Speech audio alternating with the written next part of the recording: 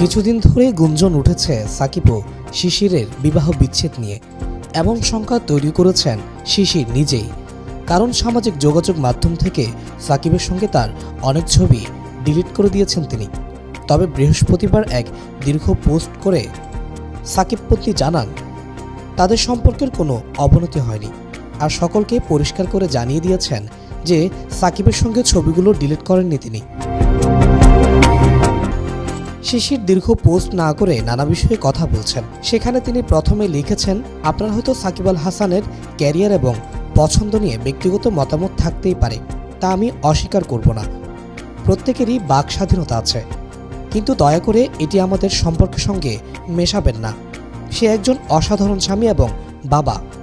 সে সবসময় আমার প্রতি বিশ্বস্ত সৎ ছিল, আর এমন কিছুই করবে না যা আমাকে আঘাত করবে। সে এমন মানুষ যে আমার পাশে দাঁড়াতে গিয়ে নিষেধাজ্ঞার মুখেও পড়েছিল। তাদের ব্যক্তিগত জীবন নিয়ে কথা বলেছেন সাকিব পত্নী। পোস্টে এরপর তিনি লিখেছেন, আমি তার বাইরে ঘোরাফেরা নিয়ে সব সময় জানি, আর বেশিরভাগ সময় তার সঙ্গেই থাকি। 13 বছর আগে আমি যে মানুষটির সঙ্গে আলাপ করেছিলাম সে এখনও একই মানুষ রয়ে গেছে। জীবনসঙ্গী হিসেবে সে 100তে 100 পাওয়ার যোগ্যতা রাখে, আর আলহামদুলিল্লাহ আমাদের সুন্দর একটি পরিবারও আছে।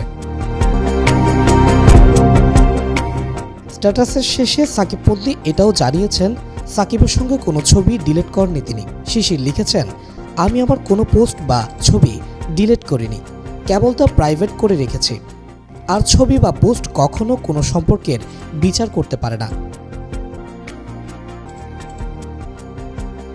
এদিকে পাকিস্তানে পৌঁছে 14 আগস্ট বুধবার প্রথমবারের মতো অনুশীলন করে বাংলাদেশ দল। কানাডায় গ্লোবাল টি-20 লিগ শেষে সরাসরি পাকিস্তানের দলের সঙ্গে যোগ দিয়েছেন সাকিব আল হাসান। দলের সঙ্গে অনুশীলনও করেছেন বাংলাদেশের সাবেক এই অধিনায়ক।